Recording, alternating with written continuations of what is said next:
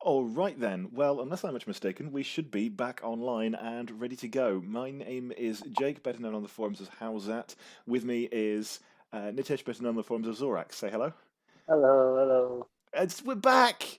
We're back and we're recording and doing things. This is exciting. Virus, miracle of COVID. Yeah, I mean, we have to find some way to stave off death, and this is how we're doing it. So, welcome to everybody Mhm. who's staying off death with us today. Podcasting builds your immunity. Is that true? Because if so, we should have been doing I this. think it's true. It sounds Is this just one of your sounds WhatsApp forwards? might have been. Yeah. I've actually started to receive dumb WhatsApp forwards from my family recently. Really, Yeah, and really, it's Scottish England. yeah, well, I mean, it's not that bad. It's not like cures for coronavirus or anything like really stupid. It's just shit people find on the internet, like forwarded away. And No, that is got someone sitting in front of a screen, custom typing out explanation why coffee is the cure and sending it out to everybody. That's the real thing. you're right, I haven't quite reached those levels, but I have at least learnt to mute WhatsApp now. So that's something, right? Positive steps. Yeah, positive steps, positive steps. Um, so yeah, sport in the time of COVID. I don't know about you, but like I sort of didn't really believe that coronavirus was going to be much of a thing. Like, I mean, obviously, I knew it was going to be much it was going to make the news and people were going to be in trouble. But if you compare it to say the swine flu outbreak from about I want to say 10 years ago, Mm-hmm. at that time I heard about it. There was a lot of talk in Mm-hmm. the news about maybe doing something about it or something or other, but nothing actually changed. Like nobody closed. They didn't stop They didn't stop anybody from meeting up. They didn't do things with parks and get people to stay home from sporting events and not go to the pub. Or there wasn't even much of a campaign for it voluntarily, let alone the kind of lockdown. So I Mm. kind of thought things were going to go like that. 150,000 people were killed No, by swine flu, according to Wikipedia at least. So, it's quite a lot. yeah, so I kind of expected it to go like that. I was something I heard about, but was going to happen to other people. And I think it was when on the BBC Sport website, I remember opening it up one day and you know the little sort of square boxes where you have the links to various headlines with a little picture. Mhm. Every single one of them said that one sporting event or other was being cancelled. Right? It Nice. was like, England tour of Sri Lanka cancelled. Um, the next one was Wimbledon's going to be cancelled. Then there was Premier League cancelled until at least such and such of April, which obviously then later extended. But it was just cancelled, cancelled, cancelled, cancelled, cancelled. And then I remember Mm-hmm. sitting there and thinking, oh, well, what am I going to do with my life? Good question. You could play games, I simulate human things. yeah, I got to the point where I booted up my old version of I think it was Brian Lara Cricket 14, Don Bradman Cricket 14, sorry. right, And I was trying it out today. My controller doesn't really work, my old Xbox controller, because I haven't played games for so long. okay. But I still updated the teams. I created a competition. I ran a virtual 3-day championship with 16 teams. So all the associates, stuff like President's 11 and such. Does And Don just seeing the matches unfold. does Don Bradman cricket simulate accurately in your opinion? The Canada team is way too strong. Whoever built that squad is is way off the mark. I think it Okay, simulates okay. I don't know. I can't simulate like game the computer to bowl and bat at each other. I can just sort of like do the back end results. right. And it seems like Sehwag scored 200 odd against, what was it? I think it was like Russia or something. So it seemed about right. I actually took part a few years ago in a draft. This was on Reddit, and I remember talking about it on Cricket Web actually because it was outside of the Cricket Web sort of sphere of influence. So a lot of people were selecting their best ever players without really our kind of perspective. So things like picking people Mm-hmm. like I don't know Shoaib Akhtar or Mm.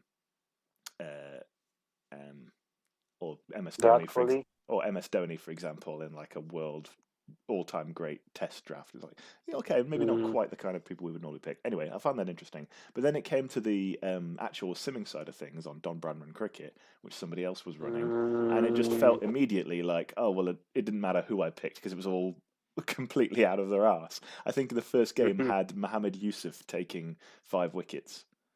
What? Yeah, exactly. That was the kind of thing that was going on. Wow. So I don't have much faith in DBC as a simulator, but I'm sure that you had a good time. Tell you the truth, I haven't been doing a lot of cricket simulating because I was really every now and then I keep hoping somebody else is going to start a certain cricket simulated tournament that I've been reassured is happening, but it never seems to come to pass. Some things never change. Yeah, it's weird. All right. What cricket actually has been happening? You started this call by talking to me about the Zanzibar Premier League or something. What are we talking about? The Bet Barter Vanuatu T10 Blast just had its final today. Ifra Sharks beating the mighty Ifate Panthers. And this is solely on the island of Vanuatu. Yes, so Vanuatu players. There's 3 teams: MT Bulls, the mighty Ifate Panthers, and Ifra Sharks. How did they get that many teams? I could easily run a 20-team Premier League in Hong Kong if you wanted to. You have people willing to play. It's never hard to find. Quality is not great. It's not like we're talking about, we're talking about full tosses being hit to mid-off and being dropped kind of cricket here. So it's very casual, very amateur. The pitch is black. I don't know why they have a black pitch. It's a turf pitch. It's black. It's wet because it's like rainy and typhoon season there. But they're managing, they're playing, and then they have women's cricket coming on before the men's cricket. The women's cricket are playing with a softer ball, and they're all playing in skirts. So it's all very colorful, and lots of very colorful uniforms, and the commentary has been decent. The broadcasting quality has been better after the first day where it barely worked. Okay. So they were doing that too. Today, I think the finale was So this is being streamed? This is one time. Yeah, on YouTube. Everything's being streamed for free. Any cricket that's happening right now is being streamed. The Vinci T10 Premier League was in St. Vincent Island in the Caribbean. Had a couple of guys who won the West Indies sort of framework, but not many. At 16, that got finished as well. They were playing T10s, but the league was called Vinci Premier T10 League 2020. The commentators kept calling it T20 cricket in those 10. And they banned using saliva on the ball. I didn't watch enough to see if that was ever enforced, but if anyone used saliva on the ball, they were penalizing 5 runs. So Vinci T10 Premier League in St. Vincent, that was another one that was going on. And right now we have the Finnish Premier League that kicked off a couple of weeks, I think last weekend, Finnish Premier League. Yeah, a couple of weekends ago.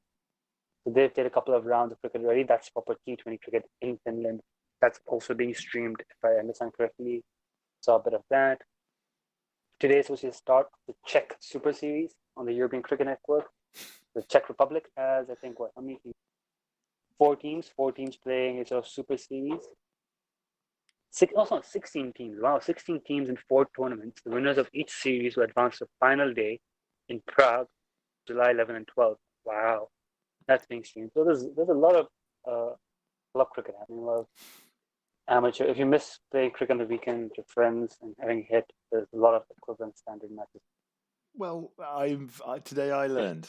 I guess what I'm thinking here is, are these people who are involved in a really amateur level of cricket in countries where it's not normally played, or at least not normally broadcast, is this sort of stuff going on all the time before coronavirus hit, and now it just happens to be this is the stuff that's left? Or is this stuff like the Finnish Premier League and Vanuatu T10 Blast and stuff like that? Right? Are they just deciding to stream it in order to try and get a bit of attention because they're the only cricket that's happening? These tournaments happen all the time, and they're always streamed. Associate cricket always has a lot of things happening, a lot of streaming going on. The difference right now is because there's a lack of content. They've got sponsors coming in behind them, so the streaming quality has gone up. There's a marketing budget. They're on social media advertising. They've got broadcast partners, so they've got money for like actual cameras and stuff instead of amateur camera work. You're getting replays and things. And a lot of gambling sites are putting them up, so they have some traction going on with the gambling, with this fantasy cricket. So there's a market. Before these sort of tournaments we run in like virtual silence. Like there will be coverage of it with no one will tune into. 40,000 people watch the Vanuatu T10 Blast each game, and That's remarkable. Yeah, and then I think the Vanuatu played a exhibition game. They're the first cricket to happen after all the lockdown. They played an exhibition game. Vanuatu got 450,000 views. So it's just that people want to watch cricket, and this is the only countries able to resume. Hong Kong was broadcasting its cricket back a while. I think there was plans to run some tournament over here that was then going to be broadcast as well as sponsors and everything lined up. Fell apart because the government is interested in suppressing the virus, amongst other things. So not much happening since then. I mean, cricket's been happening. All right then. Well, I stand corrected. What about then? You've mentioned then we're not allowed to put saliva on the ball anymore. This is one of several ICC rule changes. Now, these tournaments that you're talking about don't need to follow ICC playing conditions, right? They're just their own organisers, and that's that. Yeah. But they all have their own rules. They have their own measures they've taken, but you're not obligated. Like Vince didn't actually start banning saliva on the ball before the ICC announced. Okay, so let's talk about the ICC regulations, because these things are going to come into quote unquote proper internationals. Ones that I'm going to watch. No offense. I was going to watch them. Then probably they ought to be worth a look. So one of them is that we're not allowed to use saliva on the ball, which seems reasonable under the circumstances. I think anything that is reopening at the moment in this country still discourages you to go around licking things, and probably that will continue for some time afterwards. If we have, I know at least probably outside of this coronavirus pandemic, if I went into the pub, say, and started licking the taps, people would get upset with me. So I mean, the only player I can think of who has ever come close to breaking this rule was Afridi when he bit the ball. Apart from that, it's all very maybe licking your finger and then touching on the ball. So a little bit less gross. If Afridi had just stood there and literally licked it rather than biting it, do you think he would have been fine, or people would have just said that that's crossing the line? We need to bring in some more rules here. I think even if he bit it, I think that's. I don't know why that rule didn't come in then. Like how did they just played on this? Did they change the ball as well? I think they found it really biting and they changed the ball. Right? I hope they changed the ball. I wouldn't want to bowl with that. I wouldn't remember. Right. It does feel pretty close. The ball tampering rules have always felt fairly arbitrary to me. Like they are. You're allowed. Previously, you're allowed to use saliva, but you weren't allowed to have things in your saliva, as opposed to which leads to really strange things, like trying to find the guy on the team who's got the most glutinous saliva, and other nonsense like that. You're allowed to, which mint is the most efficient one. Yeah, you're allowed to shine one side of the ball. You're not allowed to pick the other side of the ball. I can kind of get that, because if you are allowed to pick and scratch by and actually actively destroy one side of the ball, then you're going to lead to them being changed all the time and problems with the balls falling apart, which probably lessens the quality of the cricket somewhat. So I kind of get why you draw the line there. No use of saliva probably doesn't make a big difference, but it's worth talking about. The one that I think is going to cause the most controversy is this one: like-for-like replacement allowed for a player displaying COVID-19 symptoms in a test match. I think that's fine. I think as long as they've got a doctor there to actually clarify whether or not the symptoms are of COVID, and they have developed, to a point where it's likely to be the virus. You've got someone who's just got a bit of a dry throat and is coughing, I don't think it's not going to be taken advantage of. It's not going to be exploited. I think that's fine. I think that's probably the easiest one to force. A like-for-like thing is just, you only have a name 13, right? Or 14. Mm-hmm. How big is a squad is West Indies taking? It's not that big a squad, right? The West Indies? Yeah. I'll look that up quickly. But I believe it's relatively small squad, because they had 3 players who didn't want to. Yeah. Who didn't want to tour. So I'll have a little look at that. 1, 2, 3, 4, 5, 6, 7, 8, 9, 10, 11, 12, 13, 14, 15, 16, 17, 18, Oh, 19, they got 20, 18 people 21, there. 22, 23, 24, 25, 26. You know what? I think this is not actually a list of the squad. It's like 35 people. Thanks, BBC Sport. Let me try to find the squad here. Okay, yeah, this is better. Sorry. Yeah, 14 people they've picked. Yeah, 14. They've only got like 14 people. They can like for like is going to be a very, very loose approximation there. Okay. I mean, I don't. It's still pretty hard, right? Imagine if, say, in this squad, right, they've got 2 batting all-rounders who bowl spin, Roston Chase and Rakeem Cornwall. It's not unreasonable for both of them to be on the playing 11, right? Yep. So if one of them goes down with COVID-like symptoms and they have to bring in a like-for-like replacement, they haven't got anyone. Yeah, it'll be the closest. If that's where the match referee comes in, right? The match referee is going to look at the situation and go, right, was Roston Chase more valuable to you as a batsman, bring in a batsman, or was he bowling 20 overs on day 1, 20 overs on day 2? You need him in day 5 to bowl spin. Fine, bring in a spinner. It's a bit of common sense will go. I think that's necessary. But here's my concern: if one player on 11 has COVID, why are we kicking on with the game? Like, what's the like, if say someone like say Roston Chase does test positive, is the game off, or are we going to go into day 4, day 5? Like, I'm a little bit concerned about that. Why would you keep playing? Yeah, I think you make a really good point, actually. The whole reason behind this is supposed to be stopping the spread, right? It's not actually something to do with player safety. Otherwise, it would be true for any other illness.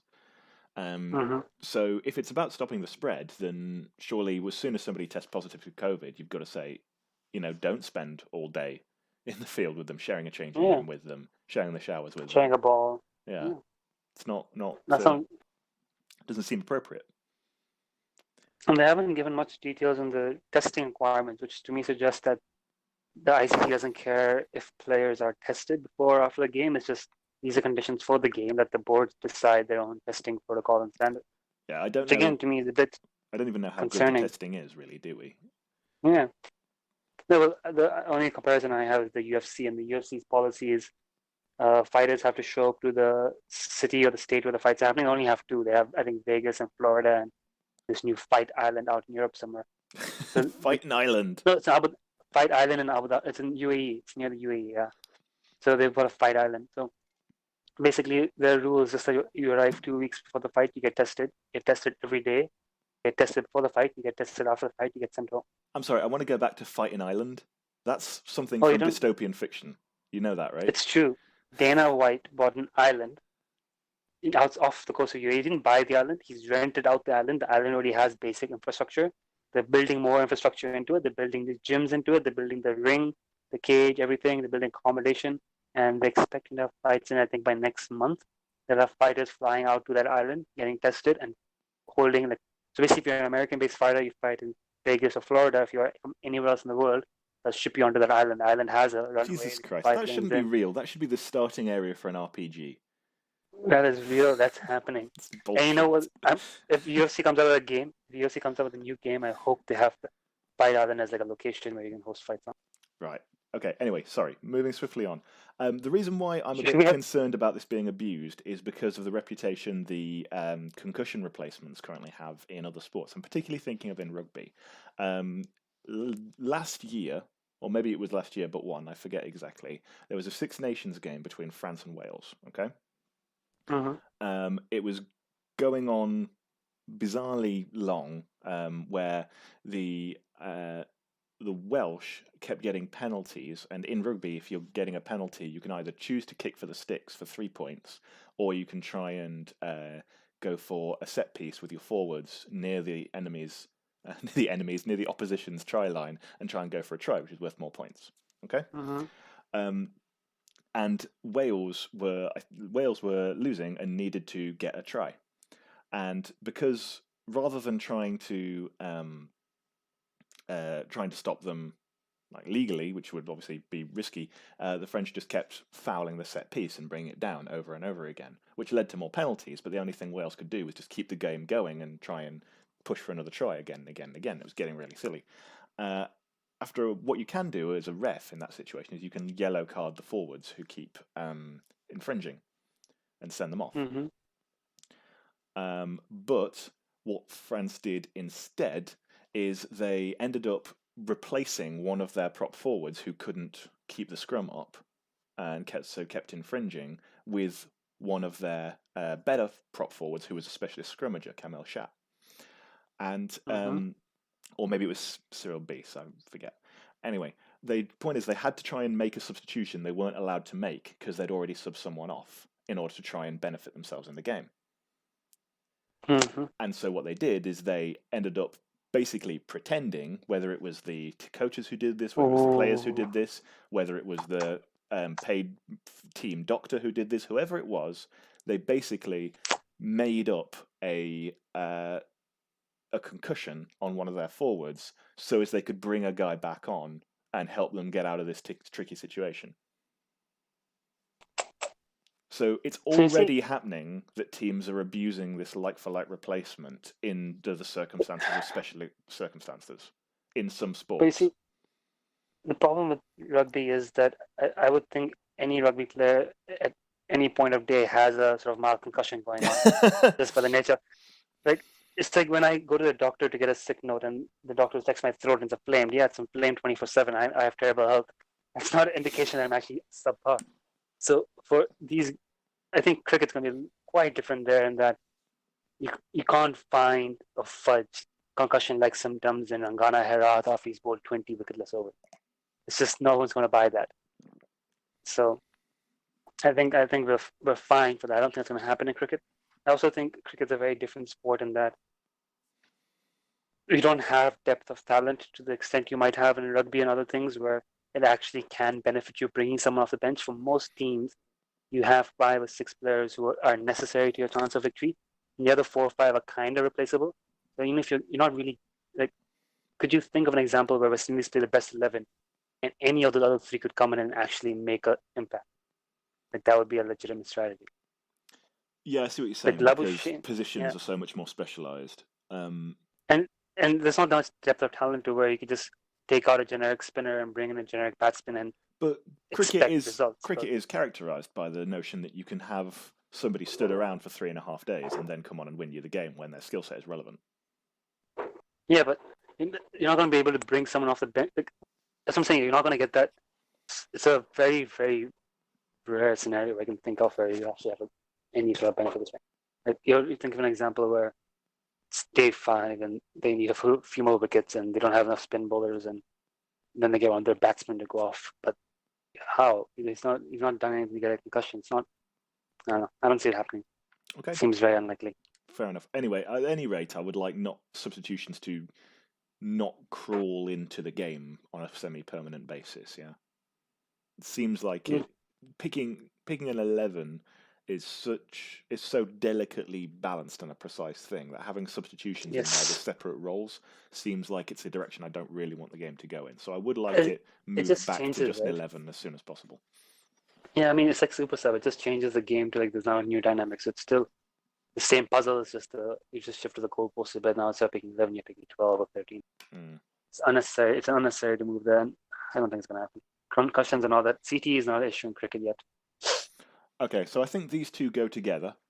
Non-neutral umpires. That's pretty obvious. Going to be available, and an additional DRS review. Yeah. So see, with the neutral umpires thing, the ICC's brought this in. I think it's obvious because it's logistically needed, but there's going to be real serious backlash coming now if an English umpire makes a decision in a certain way during the English summer, and he's not an elite panel, and he come up to film it, and that will happen. There'll be a few guys like that. Yeah. And really, the fact you're using neutral umpires only exists to protect the umpires. It's not for anything else. It doesn't improve the standard of play or the integrity or anything like that. If anything, it reduces the quality of umpiring because the best umpires in the world might be English and Australian, but they can't stand in the Ashes. So, like, you know what I'm saying? The Ashes just being the series that provokes the most ire. Yeah, exactly. It's just there's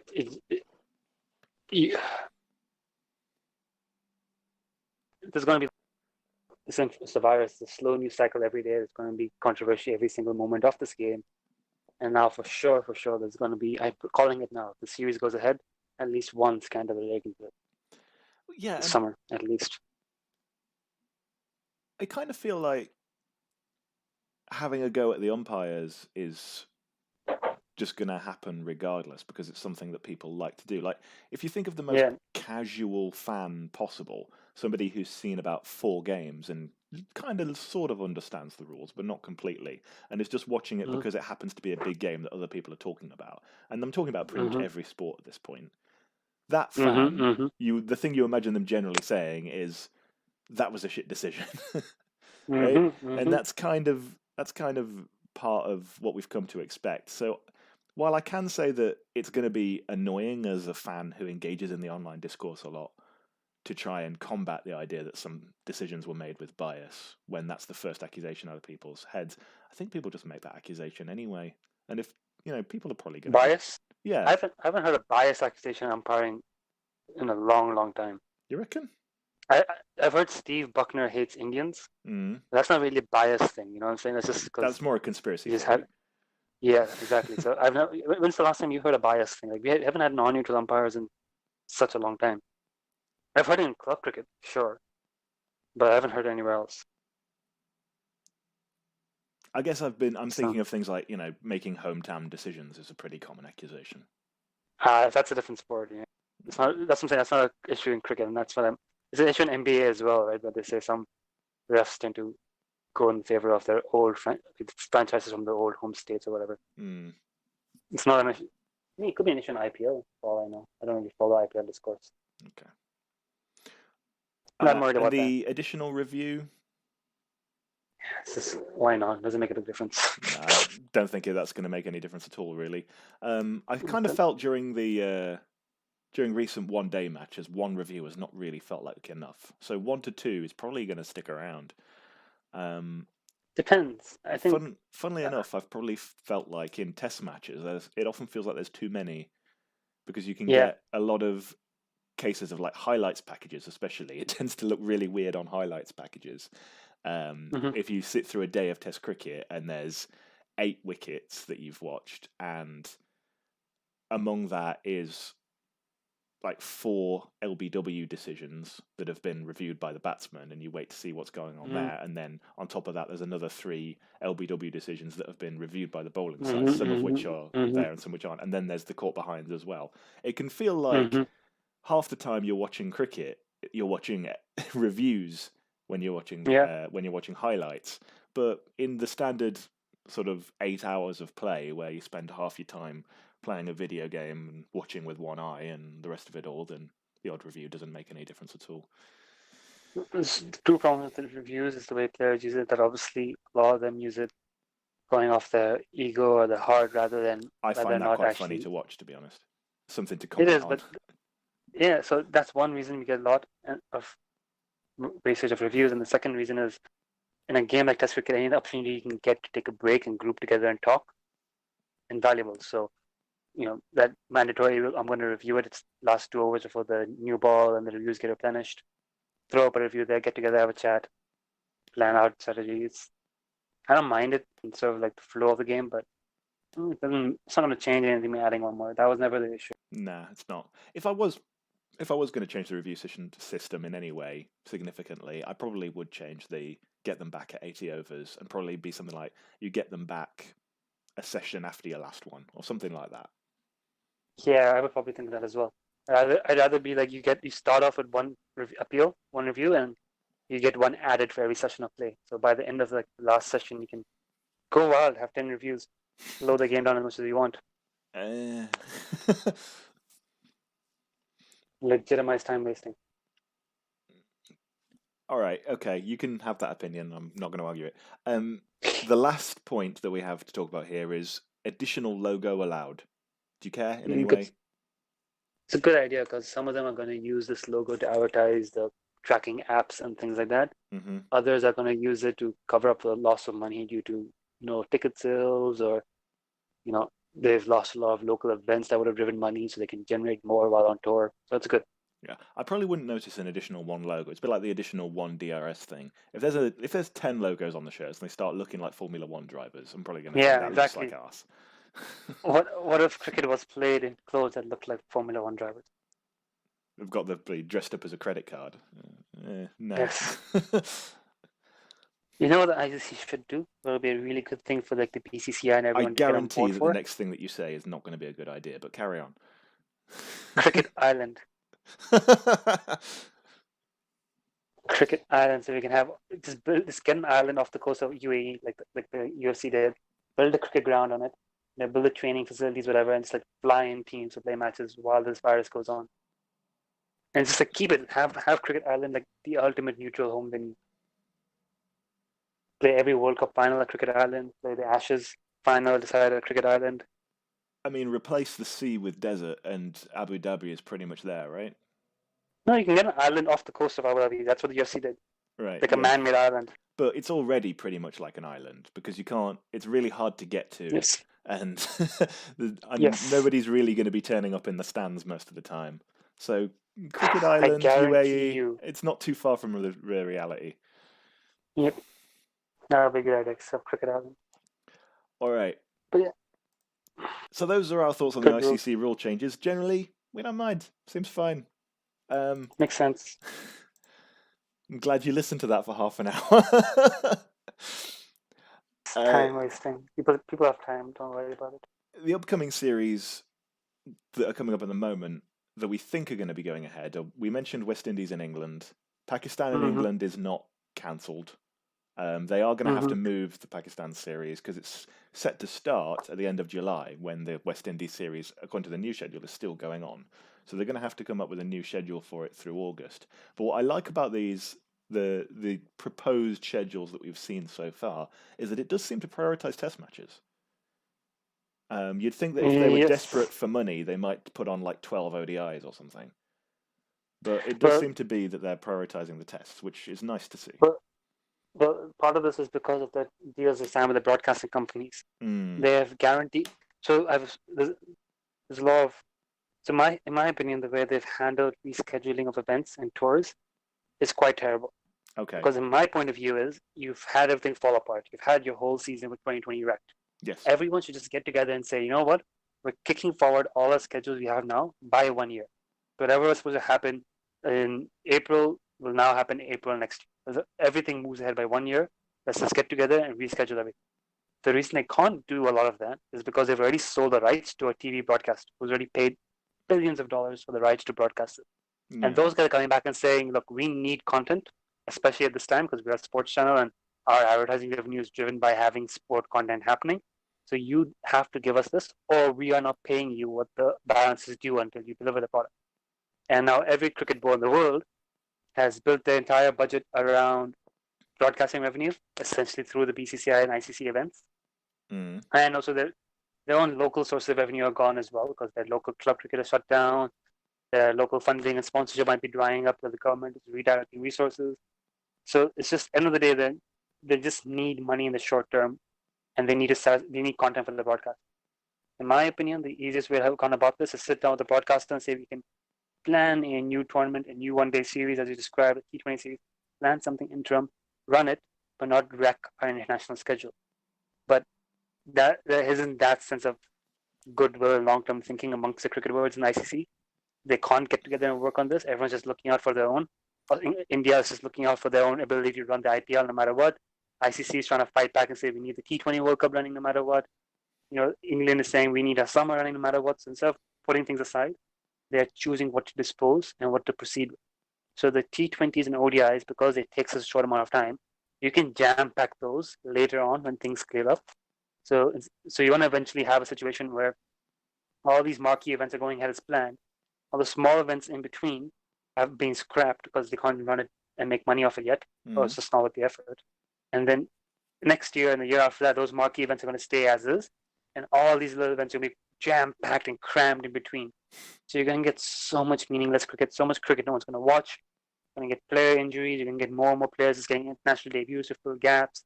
You're going to get a lot of overusage of venues and facilities. Pitches are not going as good. Market's going to be saturated. People are going to watch all of it. I foresee it's not going to end up very well for us in the next year and a half. Is And it this is not why true Bob that is that's largely what happens anyway? imagine worse. That's what I'm saying, right? Like, you already have a jam-packed calendar. Now you're going to, instead of playing 5 ODIs in 12 days, just in 10 days, they'll probably play 5 ODIs in literally 6 days. Just like cram everything in, and Quads is going to bring in bunches and bunches of players just to rotate between. It's going to be a real mess. And the ones who are going to suffer at this, the ones whose events are going to be scrapped and never rescheduled, are obviously the smaller nations. It's the associates. It's the Bangladesh, Ireland, Afghanistan, Zimbabwe. And they're going to have, they're never going to get to play the tournaments that are promised to them because the big three and then South Africa, New Zealand, whatever, are going to be, and the ICC are just going to push through their tournament into whatever gaps are left. And the broadcasters are more likely to let go of these smaller tournaments because they're like, okay, fine, you can't give that to us. We're good. We have 300 days of cricket in a year. It's not a sustainable way ahead. And actually, right now, the situation that I've heard is if the T20 World Cup does not go ahead, right, that money that was going to generate for associates, because all ICC event money largely goes to associates, that ICC money for the associates will be scrapped because now the BCCI, ECB, or Australia want to pay from their own pocket. And if that is scrapped, about 60% of associate cricket boards will go bankrupt. Cool.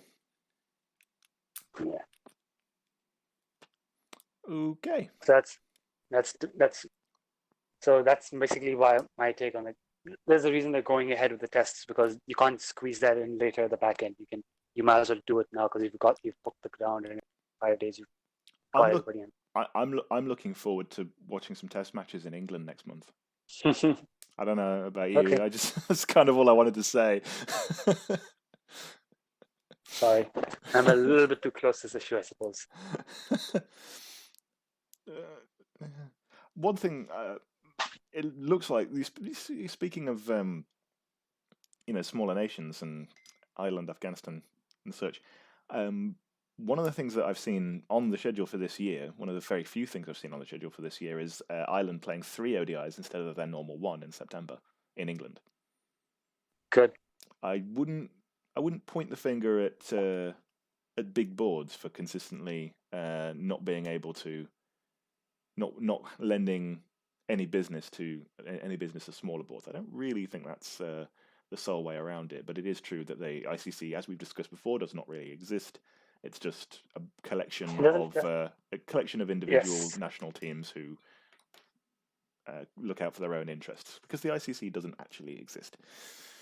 Yes, that's my issue here, because there were solutions to this problem if all the boards. There's literally a unifying body between saying, you know what, let's prioritize the health of the game. Let's work out short-term deals. Let's keep the schedule intact. Let's make sure the associates get their time in the sun. Make sure the smaller teams get their cricket. Instead, it's essentially become every man on its own. On June 10th, the ICC was supposed to make the decision about proceeding with the T20 World Cup. Right. Just before that meeting, Ganguly came out in public and made it very clear that we're going ahead with IPL no matter what. And the IPL is not going ahead of schedule. So the IPL can't run at the same time the T20 World Cup runs. Either one of them can run. And the BCCI is targeting that same window. So the BCCI come out and said, look, we're running our thing no matter what. And then the ICC on 10th June says, you know what? We were supposed to make a decision on whether or not the T20 World Cup goes ahead. We're going to postpone that for another 1 month because they're essentially waiting for BCCI to decide first what window they want. And once the BCCI decides when the IPL is happening, the ICC will decide when the T20 World Cup happens. And by the ICC, we mean the collection of national boards that are led by the BCCI. Yeah.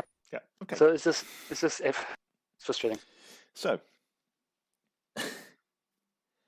the last thing we wanted to do was pick an 11, but we haven't actually had any cricket that we can talk about. Mm-hmm. I mean, I understand that I don't know, the Angola Premier League has been happening, but what we decided to do is try and name an 11 based on cricketers, something to do with illnesses and viruses and other such things, because it's the topic of the age, and why not? And then it immediately devolved into puns. So we're just going to do that. Yay, puns. I started off with some opening batsmen. I remember we talked about, isn't there a cricketer called Virus? And yeah, that's actually Alvaro Peterson. But putting him in the 11 because he's nicknamed Virus turned out to be an odd one out, a sore thumb. Yes. Everyone else's puns. It turned out to be inappropriate. So I found actually the batsman the hardest. I got loads of bowlers when I started writing this down. I was very pleased with my bowling attack. But I didn't do very well for openers. So who have you got that's in top 3? I've got Stephen Fleming. Yeah. Okay. Fleming. Yeah. Low hanging fruit there. I don't know who's Fleming. Open. I've got Virat Kohli becomes Viral Kohli. Understood. So it's completely wrong way to pronounce it, but you know what? We'll see what we've got. Change one letter. We might come back to Viral Kohli in a minute. I've got Glenn Max, not so well. Okay, we'll come back to that. I don't think that's going to go in the 11. I just think it's not snappy Zorax. It's not got that witty spark behind it. None of mine have, but I particularly dislike that one. I've got Sick Under Raza. I think I'm going to give you that one. Yes. Who was it? I've got Peter Wash Your Hands Comb. No? I tell you what, I'm gonna Peter Wash Your Hands Comb can be a wicket keeper. There we go. All right. Especially because he's using his hands to keep wicket and not to comb. Not to comb. Mm-hmm, yeah. All right. I'll name my top order. I didn't do very well because I didn't get many, but I'm quite pleased with the ones that I came up with because I've got Charles Coventry, who's going to open the batting. I don't remember if he was an opener, but I remember he was in one-day cricket. He was. Yeah. And then my number 4, which is the one that I'm most pleased with, is Seymour Nurse, because you would. Yes, very good. Yeah. You would. You should. The other one that I've got as a middle order player, so this would be possibly instead of Viral Kohli, depending on whether or not you think it's good, and that's Gus Lurgy. What's Lurgy? Oh, okay, all right. So the lurgy is just a name for the sickness, the illness.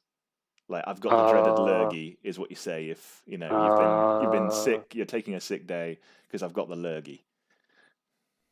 That works. All right, okay. I think. So I'm believing you on this one. Okay, fine. He's going to go in at number 3.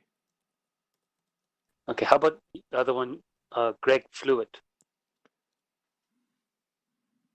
I quite like. I'm not quite feeling it, Greg Fluitt. You may include it. I actually liked the one that you suggested earlier on, which is Mucus North. Yeah, I don't like that one. All right, I would go for Mucus North here, but you can, if you prefer. Okay. Go for it. Okay, if you prefer Fluitt, we'll as a spin bowling option. Yeah, sure. Yeah, we can have North. We need a 6 bowler. We've got him and Raza for part-time spin duties. All right, so that's the top 7, including Peter Wash Your Hands Comb for wicketkeeper. Now for the bowling, I thought this was much easier. So I'm going to read out my bowling. I'm going to read out my bowling attack, but by all means, tell me if you feel as though you got a better one. I've got Tony Lockdown, Darren Cough, yep, JK Fever, and my favourite one, which is Quarantino Best. Quarantino is pretty good. I got a quarantine pun as well. I've got Leary Quarantine. I think that's probably better. And that does give us a proper number 8, so I think we'll have Leary Quarantine instead of Quarantino Best, but they're both good. Both good. I've got Dale Stay at Home. It's not good, but I like that one. I'm not sold on Dale Stay at Home. Yeah, and I've got Gareth Batty, because bats. You're going to have to explain this one. The virus emerged from people fucking around with bats. It's a bat coronavirus, so Gareth Batty. I think it's a bit of a leap. Okay, fine. But that's it. I don't have any other bowlers. Bowlers I can't think of. Okay. Oh, I've also got Steve Ventilator Finn. Is a ventilator a thing that we were associating with it with COVID? What's going on? Yeah. We need ventilators. Everyone's running show of ventilators. Elon Musk bought ventilators for people that were apparently wrong. A lot of drama ventilators. Steve Ventilator Finn. All right, fine. I have to let you have this one because I've said no to so many. Do you prefer Darren Cough or J.K. Fever? Oof, tough one. J.K. Fever. Okay.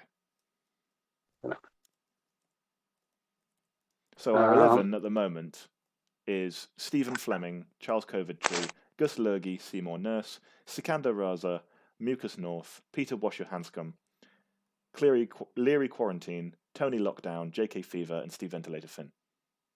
Nice. It's not bad. Not bad. I've got an umpire as well. Go on. It's pretty bad. Shakur Rana instead of Shakur Rana. I haven't got an umpire, so I mean you can have it because I haven't gone that far in the process. And I came out with Gideon Plague, but I don't know what to do with him. I quite like that one, but he's not a player.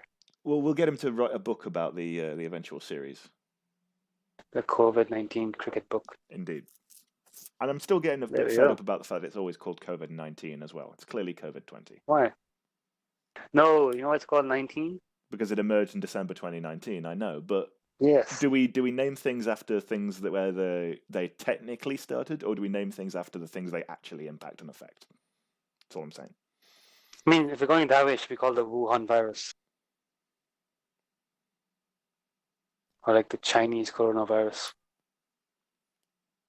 But no, we have to be technical. I feel like that has an impact on geopolitics that I'm not entirely comfortable with. Yep. Yeah. Okay. All right. That's our 11. Next time we get back together and do this, we have to pick an 11 based on actual cricket. That's the rules. There's no actual cricket happening. Well, we'll find out next time. we can do a T10, random T10 11. Or we could just name our favorite players from the Vanuatu T10. Yeah, that's what I was thinking. All I mean, they don't even have to be good. No one's gonna know. It's just you just need players. I would just make a bunch up, and people would just assume that I'd watched it. It'd be fine. They've always. Some of the names sound so fake. All right. Yeah, Anything else? No. I mean, we're done. I was gonna go back to the previous thread where we had episode 36 of the original season, which was called "The Curse of Ishant Sharma." That's aged well, hasn't it? Mm-hmm. Ishant Sharma actually became a decent bowler. It's weird. All right, but no, there's controversy. I've read the comments in that thread, and I don't know what any of them are talking about, so I'm not going to worry about it too much. Have you seen the Ishant Sharma controversy? I didn't know that there's Ishant Sharma controversy. What possible controversy is this? Let's not go into it. No, go into Basically, he tagged a picture of Darren Sammy using that word that Darren Sammy doesn't like on his Instagram. Is it a word that Darren Sammy doesn't like, or is it a word that all right-thinking people shouldn't like? That's debatable at the moment. The internet is hot in debate trying to figure that out. Okay. You were right. I'll let you know when Let's not go there. And on that note of not going there,